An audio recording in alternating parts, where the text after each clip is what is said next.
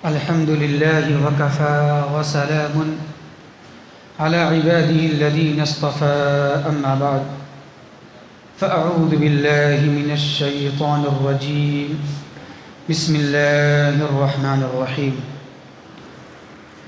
پارہ 21 کی منتخب آیات کریمہ کی تفسیر آپ کے سامنے پیش خدمت ہے۔ اس کی شروعات اس طرح ہو رہی ہے: اتل ما اوحی الیک من الکتاب واقم الصلاۃ ان الصلاۃ تنہی عن الفحشاء والمنکر ولذکر اللہ اکبر۔ اے میرے نبی صلی اللہ علیہ وسلم، آپ کی جانب جو کتاب یعنی قرآن وحی کی جا رہی ہے اس کی آپ تلاوت کیجیے، لوگوں کو پڑھ پڑھ کے سنائیے۔ واقم الصلاۃ، اور نماز قائم کیجیے۔ ان الصلاۃ تنہی عن الفحشاء والمنکر، بے شک نماز فحاشی اور منکرات سے روکنے والی ہے۔ اس آیت کریمہ میں اللہ تبارک و تعالی نے نماز کی تاثیر اور نماز کے فائدے کو اللہ نے بیان کیا ہے کیا کہ نماز فحاشی منکرات سے روکنے والی ہے، لیکن کب؟ اس کے شرائط کو برتیں گے تب، اس کے اصول کو برتیں گے تب، اس کے آداب کو بجا لائیں گے تب۔ اس کی مثال ویسے ہی ہے جیسا کہ ڈاکٹر آپ کو دوائی دیتا ہے کھانے کے لیے، اس کی 2 شرطیں ہوتی ہیں۔ اگر اس دوا کے فائدے آپ کو حاصل کرنا ہے تو 2 شرط کو آپ کو برتنا پڑے گا۔ کیا ہے؟ پہلی شرط یہ ہے کہ دوا کھانا ہے آپ کو ڈاکٹر کے کہنے کے مطابق، جس طرح جو ٹائم دے، وقت دے، اسی وقت کے اندر میں وہ دوا آپ کو استعمال کرنا ہے، کھانا ہے۔ یہ ہے پہلی شرط دوا کھانے کی اور صحیح ہونے کی۔ علاج صحیح ہونے کے لیے شرط کیا ہے؟ وقت پر دوا کھائیں آپ، یہ ہے پہلی شرط۔ دوسرا کیا ہے کہ غیر مفید چیزوں سے جو ڈاکٹر آپ کو بتائے یہ چیز نہیں کرنا ہے، اس سے پرہیز کرنا ہے۔ ایک طرف دوا کھانا ہے آپ کو ٹھیک ہونے کے لیے، مرض کو دور کرنے کے لیے، دوسری طرف کیا ہے؟ پرہیز کرنا ہے آپ کو۔ اگر آپ شوگر کے مریض ہیں تو آپ کو شکر کم کھانا ہے، شکر نہیں کھانا ہے، یہ پرہیز ہے۔ اسی طریقے سے نماز فائدہ مند کب ہوگا؟ نماز فحاشی اور برائی سے کب روکنے والی ہوگی؟ جب ہم اس کے اصول، اس کے آداب، اس کے شرائط کو ملحوظ خاطر رکھیں گے، جیسا کہ اخلاص پیدا کیا جائے، اسی طرح طہارت حاصل کی جائے، اسی طرح نماز کے اندر خشوع خضوع پیدا کی جائے، اسی طرح نماز سنت کے مطابق ہونی چاہیے۔ یہ سب آداب ہیں، شرائط ہیں۔ اگر یہ آداب کو برتیں گے ہم تب یہ نماز فائدہ مند ہوگی، تب یہ نماز فحاشی اور برائی سے روکنے والی ہوگی، ورنہ بصورت دیگر فائدہ مند ثابت نہیں ہوگی۔ اس لیے آپ دیکھیں گے کہ لوگ نماز بھی پڑھتے ہیں، شرک بھی کرتے ہیں، کفر بھی کرتے ہیں، نماز بھی پڑھ رہے ہیں، یا غوث کا نعرہ بھی لگا رہے ہیں، مسجد میں بھی آ رہے ہیں، مزار میں بھی جا رہے ہیں۔ کیا وجہ ہے؟ وجہ یہ ہے کہ انہوں نے نماز کو نماز سمجھا نہیں، نماز کیسے پڑھنا چاہیے، نماز کے طریقے کیا ہیں، نماز کے اندر سنت کا طریقہ اپنانا ضروری ہے، خشوع خضوع کسے کہتے ہیں، اخلاص کسے کہتے ہیں، وہ اس کو پتہ نہیں ہے۔ بس نماز پڑھنا ہے رسمی طور سے، والدین پڑھ رہے ہیں مجھے بھی پڑھ لینا چاہیے، بس دیکھا دیکھی یہ سلسلہ چلا آ رہا ہے۔ تو اس لیے یہ نماز کفر سے، شرک سے روک نہیں پا رہی ہے، مزار پرستی سے یہ نماز روک نہیں پا رہی۔ وجہ کیا ہے؟ اخلاص نہیں ہے، ہم نے نماز کی روح کو سمجھا نہیں ہے۔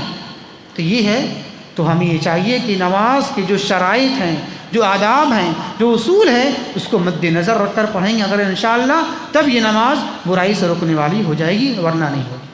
اس کے بعد اسی صفحے کے اندر نیچے میں اللہ تبارک و تعالی بیان فرماتا ہے اللہ کے نبی صلی اللہ علیہ وسلم کے تعلق سے: وَمَا كُنْتَ تَتْلُو مِنْ قَبْلِهِ مِنْ كِتَابٍ وَلَا تَخُطُّهُ بِيَمِينِكَ إِذًا لَارْتَابَ الْمُبْطِلُونَ۔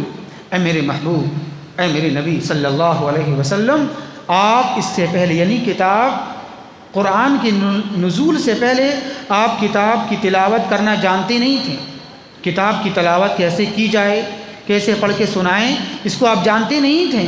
وَلَا تَخُطُّهُ بِيَمِينِكَ، اور نہ آپ لکھنا پڑھنا جانتے تھے، خط و کتابت آپ جانتے نہیں تھے۔ اگر ایسا ہوتا، اگر آپ کوئی کتاب پڑھنا جان لیتے یا تحریر لکھنا جان لیتے، تب تو باطل پرستوں کو شک و شبہ ہو جاتا کہ ہاں یہ قرآن نعوذ باللہ ہو سکتا ہے اپنی طرف سے لکھ کر گڑھ لیا ہو، یا پھر اس کا جو استاد ہے محمد صلی اللہ علیہ وسلم کا، اس نے بتا دیا ہو، القاء کیا ہو، بتایا ہو، کہ ہو سکتا ہے ہو نہ ہو یہ کتاب اللہ نہیں ہے بلکہ اس کی اپنی گڑھی ہوئی کتاب ہے، اور اس کے استاد نے بتا دیا ہے، وہی یہ بات مجھے بتاتا ہے۔ اگر ایسا ہوتا تو باطل پرست، کفار، مشرکین، منافقین شک و شبہ میں پڑ جاتے۔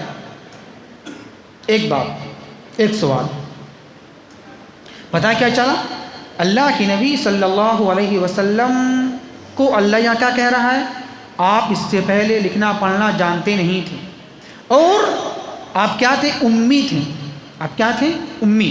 امی کا معنی کیا ہوتا ہے؟ امی کا معنی کیا ہوتا ہے؟ کوئی بتا دے۔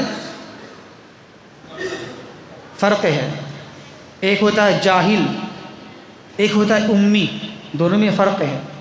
امی کا معنی ہوتا ہے کیا؟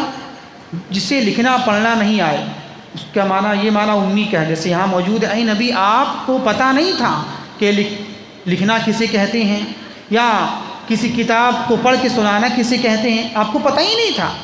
تو امی کا معنی کیا ہوتا ہے؟ جسے لکھنا پڑھنا نہیں آئے، بس یہی معنی ہے، جاہل مراد نہیں ہے۔ اور جاہل سے مراد کیا ہے؟ وہ شخص جسے نہ لکھنا آئے، نہ پڑھنا آئے، نہ کچھ وہ جانکاری ہو، کچھ بھی نہیں جانتا، وہ بالکل جاہل، بالکل وہ زیرو ہو کسی چیز کے تعلق سے۔ تو جناب محمد رسول اللہ صلی اللہ علیہ وسلم ایسے نہیں تھے کہ بالکل نعوذ باللہ جاہل تھے۔ اور یہ بھی سن لیں آپ، اللہ کے نبی کے شان میں امی ہونا یہ فضل ہے، کمال کی بات ہے۔ غیر کے ذات میں امی ہونا یہ نقص ہے، توہین ہے، اور ٹھیک نبی کی شان اور نبی کے تعلق سے امی ہونا یہ عین فضل ہے، عین کمال ہے، عین شان ہے۔ کیسے؟ تو اس طرح کہ اگر واقعی میں اللہ کے نبی لکھنا پڑھنا جانتے تو لوگ شک کرتے ہیں۔ قرآن کو گڑھ لیا ہے نعوذ باللہ اس محمد صلی اللہ علیہ وسلم نے، تو نبی کے ذات میں امی ہونا عین کمال ہے، عین شرف کی بات ہے، اور غیر کے تعلق سے امی ہونا یہ ایک نقص کی بات ہے کہ دیکھو لکھنا پڑھنا ایسے نہیں آتا ہے، کچھ پڑھنا جانتا نہیں ہے۔ اور نبی کے ذات میں یہ فضل کیسے ہے، شان کیسے کہ دیکھو ارے ایسا نبی جو اسے لکھنا پڑھنا نہیں آتا ہے، اتنی اچھی باتیں کیسے بتاتا ہے؟ وہ قرآن کی آیت پڑھ کے سناتا ہے۔ اس آیات کے سامنے بڑے بڑے شعراء ادبا بالکل ہیچ ہو گئے، نیچے گر گئے۔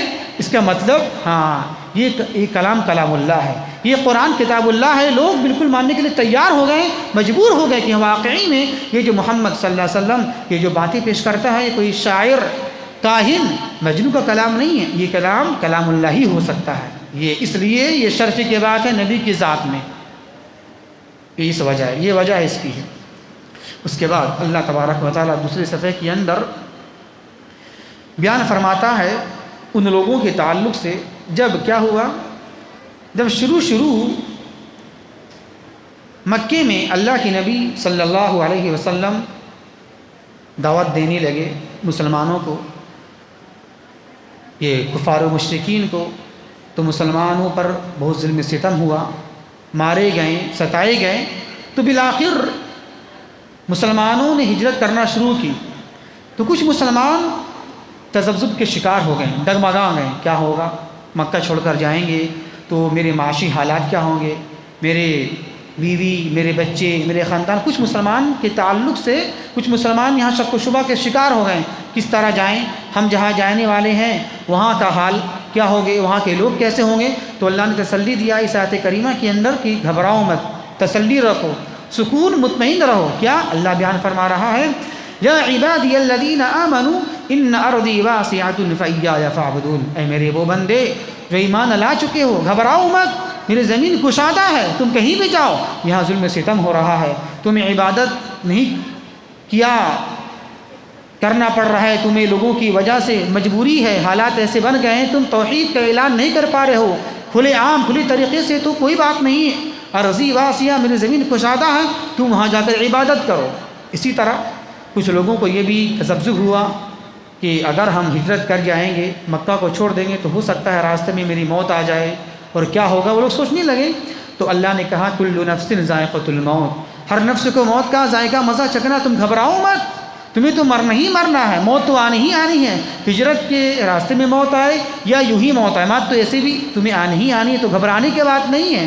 موت چاہے اللہ کے راستے میں آئے یا غیر کے راستے میں آئے، یہ تو اور فضل کی بات ہے، شرف کی بات ہے کہ اللہ کے راستے میں آپ کی موت آئی، یہ تو بڑی فضیلت والی بات ہو جائے گی، تو یہ بھی گھبرانا نہیں آپ کو ہے۔ اسی طرح انہیں یہ بھی تذبذب ہوا اور انہیں یہ خدشہ ہوا کہ وہاں جانے کے بعد میرے معاشی حالات کیا ہوں گے، کس طرح ہم کمائیں گے، یہاں تو بڑا میرا تجارت چل چکا تھا، میرے بزنس بالکل کمال پر تھا، لوگ مجھے پہچان رہے تھے، اب وہاں جانے کے بعد تجارت کیسے چلے گی؟ تو اللہ نے اس کا بھی جواب دے دیا۔ کیا جواب دیا؟ اور یہ جواب دیا اللہ تبارک و تعالیٰ نے کہ وَكَأَيٍّ مِّن دَابَّةٍ لَا تَحْمِلُ رِزْقَهَا اللَّهُ يَرْزُقُهَا، کہ بہت سارے جاندار تو ایسے ہیں، اللہ تبارک و تعالیٰ کے مخلوق ایسے بھی ہیں جو اپنی روزی کو اپنے ساتھ لے کے پھرتی نہیں ہیں، جمع بھی نہیں کرتی ہے۔ چونٹی کے دیکھ لیجیے، جتنے جاندار ہیں سب کو دیکھ لیجیے آپ، چونٹی ہے، چرندے ہیں، پرندے وغیرہ ہیں، ہر روز صبح نکلتے ہیں اور شام میں بھر پیٹ لوٹتے ہیں۔ تو اللہ نے مثال دیا ہے، بہت سے جانور ایسے ہیں، جاندار کو دیکھو کہ اپنی روزی لے کر وہ پھرتے نہیں ہیں اور جمع نہیں کرتے ہیں گھروں کے اندر میں۔ تو جو اللہ اس کو روزی دے رہا ہے، چرندے کو، پرندے کو، جانور کو، مچھلی کو، سمندر کے اندر میں روزی کہاں سے آ رہی ہے؟ وہ تو عقل اس کے اندر نہیں ہے، وہ تو جمع بھی نہیں کرتی ہے مچھلیاں۔ تو جس طرح اللہ روزی اس کو دے رہا ہے، وہی اللہ تمہیں روزی دے گا، تم وہاں جاؤ، گھبرانے کی بات نہیں ہے۔ تو اللہ یہاں تسلی دے رہا ہے مہاجرین کو کہ گھبرانے کی بات نہیں، جاؤ وہاں، سارے مسائل تمہارے حل ہو جائیں گے، معاشی مسائل، رہنے کے مسائل، گھر کا مسئلہ، سارا اللہ وہاں حل کر دے گا تمہارا۔ اس کے بعد اللہ تبارک و تعالیٰ بیان فرما رہا ہے وَالَّذِينَ جَاهَدُوا فِينَا لَنَهْدِيَنَّهُمْ سُبُلَنَا، کہ وہ لوگ جو ہمارے راستے میں محنت کرتے ہیں، جستجو کرتے ہیں، کوشش کرتے ہیں، تو ہم ضرور بالضرور ہم اسے اپنے راستے کی ہدایت دے دیں گے۔ دیکھیں ہدایت کسے ملتی ہے؟ ایک سوال، ہدایت کسے ملتی ہے؟ اور آج سب لوگ ہدایت کا ڈنکا پیٹ رہے ہیں، سب لوگ ہر اسٹیج سے، ہر مساجد سے، ہر ممبر سے، ہر دروس میں یہ ڈنکا پیٹا جا رہا ہے اور یہ زوردار آواز لگائی جا رہی ہے، ہم حق پر ہیں، یہ ہم حق پر ہیں، وہ حق پر کیسے ہو سکتے ہیں، ہم تو اتنا جاننے والے ہیں۔ تو حق کسے ملتی ہے؟ اللہ نے یہاں ایک اصول دیا، پیمانہ دیا ہے۔ اللہ ہدایت کسے دے گا؟ کیا؟ جو لوگ میرے راستے میں محنت کریں گے، تگ و دو کریں گے۔ مثال، اگر آپ کو یہ تمنا ہے، آپ کی یہ چاہت ہے کہ مجھے حق مل جائے اور کوشش نہ کریں، آپ بیٹھے رہیں، آپ کو معلوم ہے کہ 73 فرقے ہیں مسلمانوں کے اندر میں، حدیث موجود ہے، ترمذی کی حدیث ہے، اللہ کے نبی نے کہا کہ میری امت میں 73 فرقے ہیں، سب جہنمی، ایک جنتی۔ تو اب پتہ کرنا ہے آپ کو، اب ذمہ داری آپ کی بن جاتی ہے، ایک فرقہ کون ہے جو جنت میں جانے والا ہے، تاکہ ہم اسے تلاش کریں، اور جو 72واں فرقہ اسے ہم چھوڑ دیں۔ یہ ذمہ داری اب آپ کی بنتی ہے۔ بس صرف حدیث سن لیا، بس بیٹھے، کوئی بات نہیں، قرآن کو تو ہم مانتے ہیں نا، حدیث کو تو ہم مانتے ہیں نا، بس ختم ہو گیا۔ کوشش نہ کرنا، تحقیق نہ کرنا، سمجھنا نہیں، علماء کے پاس نہیں جانا، یہاں جائیں، اس کے پاس جائیں، یہ ہے کیا ہے؟ یہ ہے جستجو، یہ ہے کوشش، لیکن بس اپنے آپ میں مگر رہنا، کوئی بات نہیں، میرے والدین تو مسلمان ہیں، ہم بھی مسلمان ہیں، اب تو جنت پکی ہے، ہم تو مومن ہیں، نہیں۔ تو اللہ یہاں بیان کر رہا ہے ہدایت اسی کو ہم دیں گے جو میرے راستے میں کوشش کریں گے، محنت کریں گے۔ محنت سے مراد آپ کی تمنا ہے تو آپ کوشش کیجئے، اگر آپ کو یہ لگ رہا ہے یہ عمل ان کا الگ ہے، اس جماعت کا، ان کا منہج الگ دکھ رہا ہے، تو اب آپ کی ذمہ داری بنی کہ آپ علماء سے آپ پوچھیے، دونوں طرف کے علماء سے جائیں، ان کے دلائل لیں، ان کے پاس جائیں، ان کے دلائل لیں، ان کے پاس جائیں، کتاب کا مطالعہ کریں، تفسیر پڑھیں، حدیث پڑھیں، تب اللہ آپ کو ہدایت دے گا، ورنہ کوئی بات نہیں، ہدایت ملے گی تو ملنی ہوگی تو مل جائے گی، نہیں، اللہ اسے ہدایت دیتا نہیں۔ اگر یہ سوچیں گے آپ اگر اللہ ہدایت دینا ہوگا تو دے دے گا اللہ، کیا ضروری ہے اتنا ہم چلیں پھریں محنت کریں، نہیں، یہ قانون کے خلاف۔ اللہ نے کہا والذین جاہدوا، جو میرے راستے میں محنت کرے گا، کوشش کرے گا، سمجھنے کی کوشش کرے گا، علماء کے پاس جائے گا، اسی ہم کیا کریں گے، لنہدینہم، اور یہ اللہ نے زوردار انداز میں کہا ہے، ضرور بھی ضرور ہدایت دے کر ہی رہیں گے اسے ہم۔ ایسا نہیں ہو سکتا ہے کہ وہ آدمی کوشش بھی کرے، علماء کے پاس جائے بھی، گالیاں بھی سنیں، یہاں بھی سنیں وہاں بھی سنیں، ہدایت نہ ملے، ایسا نہیں ہے، لنہدینہم، اسے ہم ہدایت دے کر ہی رہیں گے۔ ایک پیمانہ کا ملا ہدایت، اگر آپ طلبگار ہیں، تمنا آپ کے اندر میں ہے کہ مجھے ہدایت مل جائے تو کوشش کیجیے اس کے لیے، صرف یہ نہیں مسجد میں بیٹھ گئے نماز پڑھ رہے ہیں ہمیشہ، لیکن شوق نہیں، کبھی تحقیق کر لیا جائے، کبھی وہاں چل جائیں ہم، تو اس سے پتہ یہ چلتا ہے اسے ملے گی ہدایت اس کے اندر میں تمنا ہو، آرزو، اور آرزو کے ساتھ ساتھ کوشش بھی ہونی چاہیے۔ یہ اصول اللہ نے دے دیا یہاں پر۔ اس کے بعد سورہ روم کی شروعات ہو رہی ہے۔ دیکھیں سورہ روم یہ کب نازل ہوئی؟ پہلے یہ سمجھیں کہ اللہ کے نبی صلی اللہ علیہ وسلم کو رسالت اور نبوت ملنے کے بعد دنیا کے اندر دو بڑی طاقتیں تھیں، ایک ایران اور ایک روم، جس طرح آج امریکہ ہے، اتنی بڑی طاقت ہے، وہ سب اس سے ڈر رہا ہے۔ تو اس زمانے میں نبی کو نبوت اور رسالت ملنے کے بعد اس وقت دو بڑی طاقتیں تھیں، ایک روم اور ایک ایران۔ ایران کے لوگ، ایران کی حکومت کیا تھی؟ آتش پرستی تھی، یعنی وہ آگ کی پجاری تھی، آگ کو پوجنے والی تھی۔ اور روم کے لوگ کیا تھے؟ وہ عیسائی تھے، اہل کتاب تھے۔ تو جب اللہ کے نبی صلی اللہ علیہ وسلم کو نبوت مل گئی، رسول بنا دیے گئے، تو اس کے چند سالوں کے بعد کیا ہوا؟ یہ ایران نے حملہ کر دیا روم پر، اور یہ ایران غالب آ گئی اور روم مغلوب ہو گئے، وہ ہار گئے۔ اور چونکہ کفار و مشرکین کا تعلق لگاؤ کس سے تھا؟ ایرانیوں سے تھا۔ کیوں؟ اس لیے کہ دونوں غیر اللہ کے پجاری تھے۔ وہ کس کو ماننے والے تھے؟ کفار مشرکین غیر اللہ، اللہ کے علاوہ کو، اللہ کے علاوہ، وہ اہل کتاب نہیں تھے، وہ اللہ کے علاوہ کو ماننے والے تھے۔ کس کو؟ فرشتوں کو بیٹیاں بناتے تھے، اسی طرح شرکاء کو پوجتے تھے۔ تو ان کی ہمدردیاں کس سے تھیں؟ کفار و مشرکین کی ہمدردیاں ایرانیوں سے تھی، اور مسلمان کی ہمدردیاں کس سے تھی؟ مسلمانوں کی ہمدردیاں تعلق کس سے تھی؟ روم والوں سے تھی۔ کیوں؟ اس لیے کہ وہ بھی اہل کتاب تھے، وہ عیسائی تھے۔ تو اس بنا پر ذرا سا ایک قلبی لگاؤ تھا، چونکہ وہ بھی کتاب والے ہیں، انہیں کتاب دی گئی ہے، انجیل دی گئی ہے، تو اس مناسبت سے کچھ ہمدردیاں تھیں مسلمانوں کی روم کی حکومت سے۔ تو اب کیا ہوا؟ تو جب اللہ کی نبی کو نبوت مل گئی، رسالت سے سرفراز کر دیے گئے، تو چند سالوں کے بعد کیا ہوا؟ ایرانیوں نے روم پر حملہ کر دیا، اور ایران غالب آ گئے اور روم ہار گئی، مغلوب ہو گئی۔ اس وقت اللہ یہ صورت نازل کر رہا ہے۔ اس وقت کیا کہ غلبت الروم، روم مغلوب ہو گئی، روم والے ہار گئے، اور کون جیتے؟ غالب کون آ گئے؟ ایرانی لوگ۔ تو اللہ یہاں خوشخبری دے رہا ہے، اللہ کے نبی صلی اللہ علیہ وسلم کو گھبرانے کی بات نہیں ہے۔ آپ کا جو ایک تعلق تھا ایک عیسائیوں سے اور ایک اہل کتاب سے، چونکہ کفار ہنسنے لگے، مزہ اڑانے لگے، ارے ایرانی تو جیت گئے، غالب آ گئے، کس پر؟ عیسائیوں پر۔ ایک فطری چیز ہوتی ہے، وہ ہنسنے لگے، مسکرانے لگے، مذاق ٹھٹا اڑانے لگے، کس کا؟ اللہ کے نبی کا، صحابہ کرام کا۔ اور اللہ کے نبی صحابہ کرام کو رنجیدہ خاطر ہوئے، انہیں غم ملا۔ کیوں؟ عیسائی کے مغلوب ہونے پر، کیونکہ ان کا تعلق کس سے تھا؟ اہل ایمان کا، عیسائیوں سے تھا، روم والوں سے تھا، اہل کتاب کی بنا پر۔ دونوں اہل کتاب تھے، مسلمان بھی اہل کتاب اور روم بھی اہل کتاب۔ چونکہ یہاں ہمیں قرآن ملا، اسے انجیل ملی ہے، تو اس بنا پر اللہ کے نبی کو اور صحابہ کرام سے اس سے ذرا تعلق تھا، گہرا ربط تھا۔ تو چونکہ اب وہ ہار گئی، تو ذرا سا مسلمان رنجیدہ ہو گئے، ذرا سا صدمہ میں پڑ گئے، انہیں غم لائق ہوا۔ تو اللہ یہاں بتا رہا ہے کہ گھبرانے کی بات نہیں ہے، اے نبی کریم صلی اللہ علیہ وسلم اور اے مسلمان صحابہ کرام، چند سالوں کے بعد پھر یہ روم ایران پر غالب آ جائے گا۔ ایک وقت ایسا آئے گا چند سالوں کے بعد کہ یہ روم والے لوگ، روم کی حکومت ایران پر حملہ کرے گی، اور یہ روم والے لوگ غالب آ جائیں گے، اور ایرانی لوگ ہار جائیں گے، مغلوب ہو جائیں گے۔ اور ایسا ہوا۔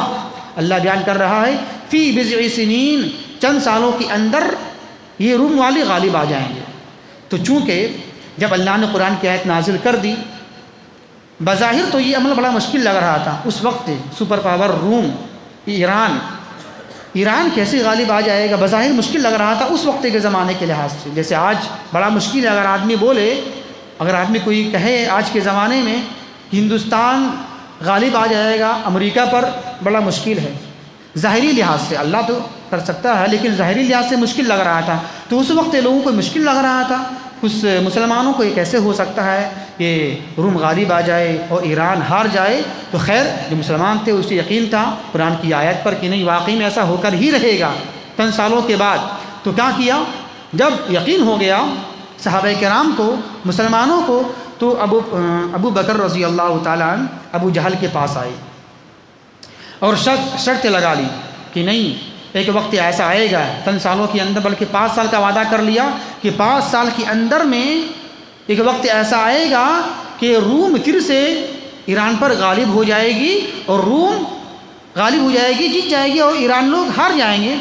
تو جب پتہ چلا اللہ کے نبی صلی اللہ علیہ وسلم کو کہ تم نے شرط لگا لی ہے، کس سے؟ ابو جہل سے، کہ 5 سال کے اندر روم پھر سے غالب آ جائیں گے اور ایرانی لوگ ہار جائیں گے، تو کہا کہ نہیں، یہاں جو لفظ ہے قرآن کے اندر میں فی بضع سنین، بضع کا اطلاق کہاں ہوتا ہے؟ 3 سے لے کر 10 تک کے اندر میں۔ تم نے 5 سال کا قید لگا لی، شرط لگا لی، تو اپنی مدت کو ذرا سا اضافہ کرا لو، بڑھا لو اس کو، ہو سکتا ہے 5 سال کے بعد ہو، 7، 8، 9 یا 10 سال کے اندر ہو۔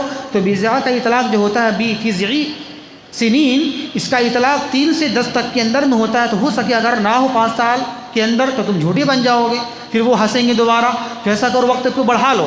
پھر ابو بکر رضی اللہ تعالیٰ ابو جہل کے پاس گئے اور یہ کہا کہ نہیں، مدت کو بڑھا لیا جائے۔ مدت یہ ہے کہ میں جو دعویٰ کر رہا ہوں، شرط لگا رہا ہوں کہ یہ روم والے لوگ 10 سال کے اندر غالب آ جائیں گے، شرط لگا لی۔ خیر شرط ہو گئے دونوں طرف سے، اور واقعی میں ایسا ہی ہوا۔ قرآن کی آیت ہے، واقعی میں کیا ہوا، 7 سال کے اندر، یعنی 10 سال کے اندر 7 سال کے بعد پھر حملہ ایسا ہوا، ایسا ماحول بن گیا، دونوں میں جنگ ہوئی اور روم غالب آ گئی ایرانیوں پر۔ تو اس طرح اللہ کی بات ثابت ہو گئی، اور جناب محمد الرسول اللہ صلی اللہ علیہ وسلم کی صداقت بھی ثابت ہو گئی کہ واقعی میں قرآن جو نازل ہو رہا ہے جناب محمد الرسول اللہ صلی اللہ علیہ وسلم پر، یہ کوئی کاہن، شاعر، مجنون کی بات نہیں ہے، یہ کلام اللہ ہی ہو سکتا ہے۔ وہاں سے بات دونوں ثابت ہو گئی کہ یہ نبی واقعی میں برحق نبی ہیں، اور واقعی میں یہ کتاب کلام اللہ ہی ہے۔ یہاں دونوں بات ثابت ہو گئی، کلام اللہ بھی اور اللہ کے نبی واقعی میں اللہ کے نبی ہیں، یہ غیر نبی نہیں ہیں۔ تو اس طرح ایسا اللہ نے خوشخبری دی، اور یہ واقعی میں ہو کر واقعی میں یہ واقعہ ہو بھی چکا۔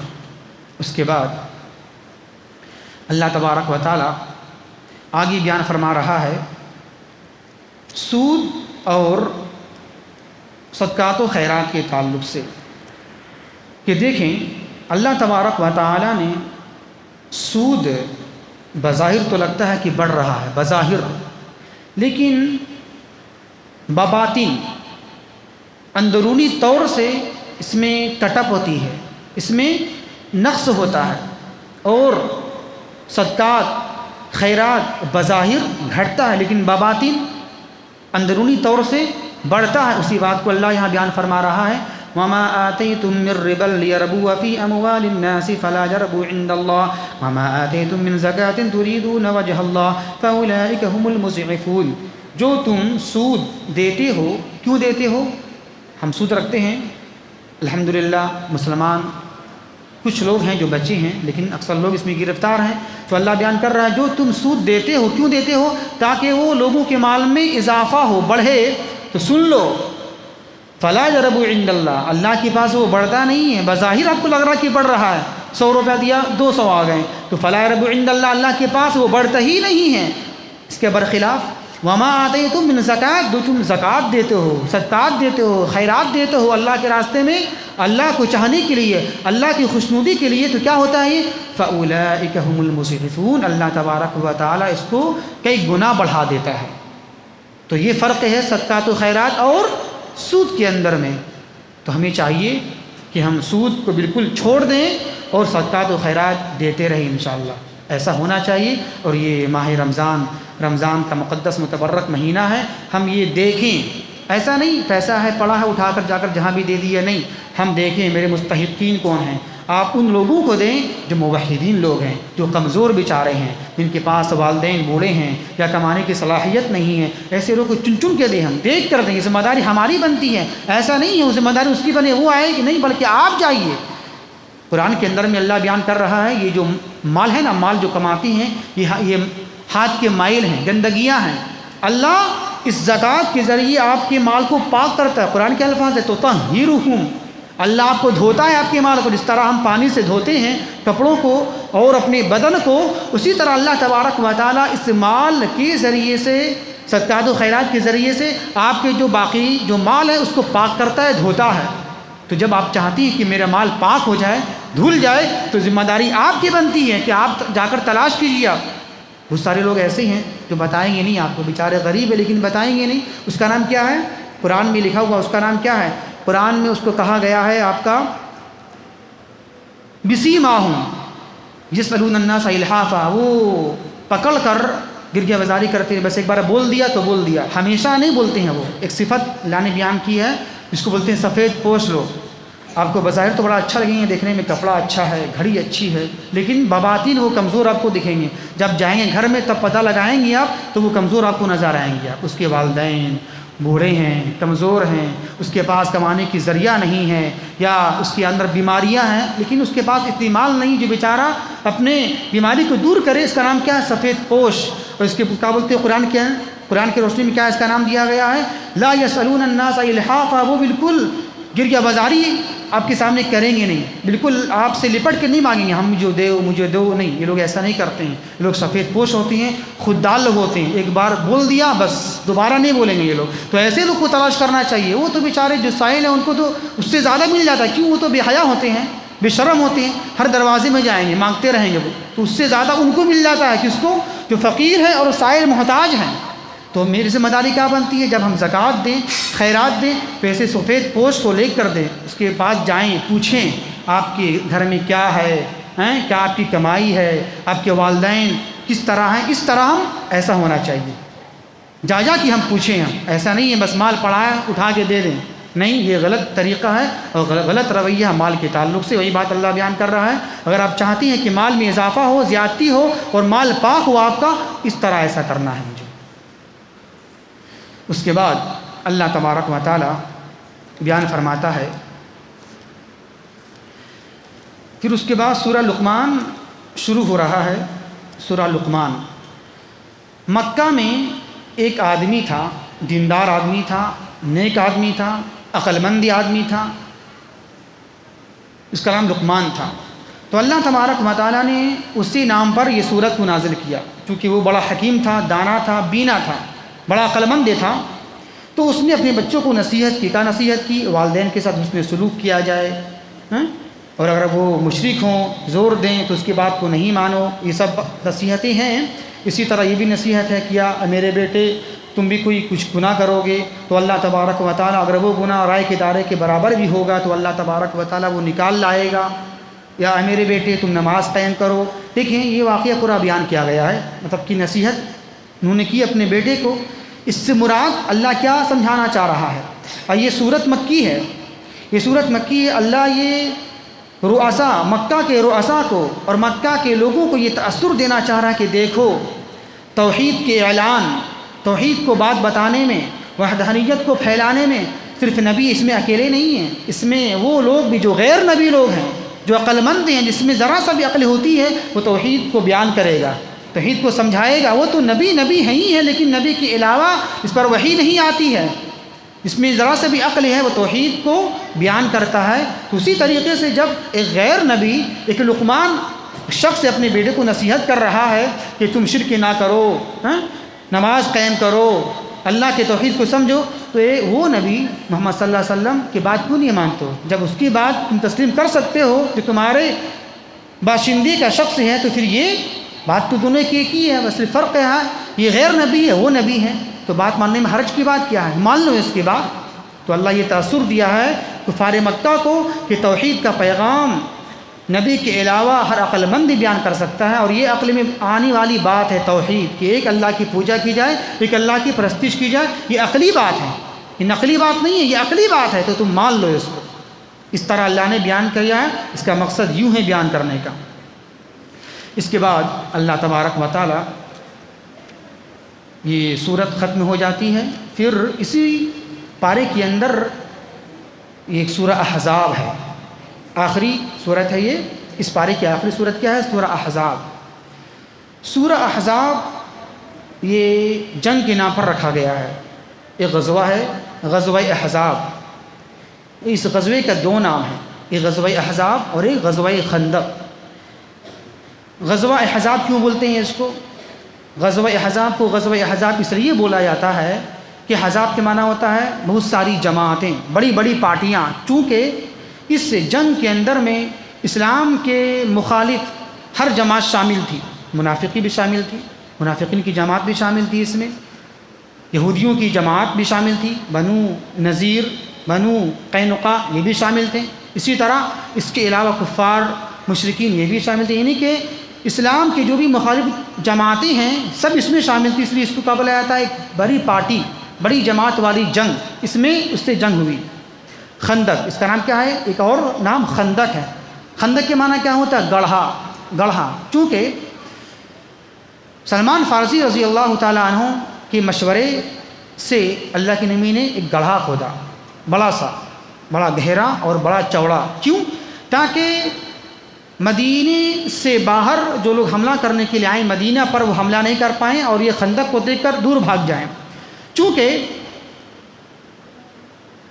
یہ یہودی لوگ نے سب کو جمع کیا تھا، کفار و مشرکین کو مدینہ پر حملہ کیا جائے، چڑھا کیا جائے، اور یہ سارے لوگ مل کر کتنی تعداد تھی غزوہ احزاب میں؟ مخالفین کی تعداد سب ملا کر 10,000 کی جماعت تھی، سب کو ملا کر، اور مسلمان کی تعداد کتنی تھی؟ اس جنگ احزاب کے اندر میں 3,000 کی جماعت تھی۔ تو کیا ہوا؟ منافقین اندر تھے، تو چونکہ مشورہ دیا صحابی رسول نے کہ خندق کو کھود دیا جائے، گھڑا کھود دیا جائے تاکہ وہ حملہ ہم پر نہیں کر پائے، تو چونکہ کھود دیا گیا تو مسلسل 1 مہینے تک یہ مخالفین جو تھے، یہودی، کفار، مشرکین، منافقین محاصرہ کرتے رہے، بالکل گھیر لیا چاروں طرف سے، لیکن وہ حملہ نہیں کر پائے۔ لیکن اس محاصرے کی وجہ سے ایمان والوں کی دل میں ذرا سا کیا ہو گئی؟ تذبذب کے شکار ہو جائیں، ذرا سا وہ گھبرا گئے، 1 مہینہ لگاتار محاصرہ کیے رہیں مخالفین لوگ، تو اللہ نے کیا اس طرح کیا؟ اس کو غالب کر دیا مسلمانوں کو بغیر جنگ کے جنگ بھی نہیں ہوئی، محاصرہ بس گھیرے میں تھے لوگ، لیکن جنگ نہیں ہو پائی، کیوں؟ خندق کی بنا پر، خندق تھی بیچ میں تو وہ حملہ نہیں کر پائے، لیکن ہاں محاصرہ 1 مہینہ تک جاری رہا، 1 مہینہ تک۔ پھر اللہ نے کیا کیا؟ 1 مہینے کے بعد اللہ نے طوفان بھیجا، تیز تند آندھی طوفان کو بھیجا، تو اس طوفان کی وجہ سے اس کی ساری جماعتیں جو تھیں بالکل بکھر گئیں، منتشر ہو گئیں، اور اس کے جانور جو لے کر آئے تھے بڑے بڑے جانور وہ بھاگ گئے، رسیاں توڑ کر بھاگ گئے، اور وہ سارے جو مشرکین تھے 10,000 کی بڑی بڑی دیگیں لے کر آئے تھے، کھانا بنائیں گے، رہیں گے اس میں 1 مہینہ کی، چونکہ یہ محاصرہ تھا تو اسی نیت سے وہ آئے تھے، اسی نیت کے ساتھ میں وہ آئے تھے، دیگے دگچیاں لے کر آئیں کہ ہم کھائیں گے پیئیں گے اور لمبا محاصرہ چلے گا وہاں۔ تو کیا ہوا؟ جب طوفان آندھی آئی تو اس آندھی نے سارے لوگوں کو، خیمے کو اجاڑ دیا، دیگے کو اجاڑ دیا، اس کے جانور کو بالکل بھگا دیا، جانور رسیاں توڑ توڑ کے بھاگنا شروع کر دیے۔ تو اس طرح سارا معاملات بالکل اتھل پتھل ہو گیا، سب منتشر ہو گئے اور ساری جماعتیں بھاگ گئیں۔ تو اس طرح اللہ نے فتح دیا کس کو؟ مسلمانوں کو۔ 3,000 جماعت مسلمانوں کی تھی اور اس کے مخالف کتنے لوگ تھے؟ 10,000 کی جماعت تھی۔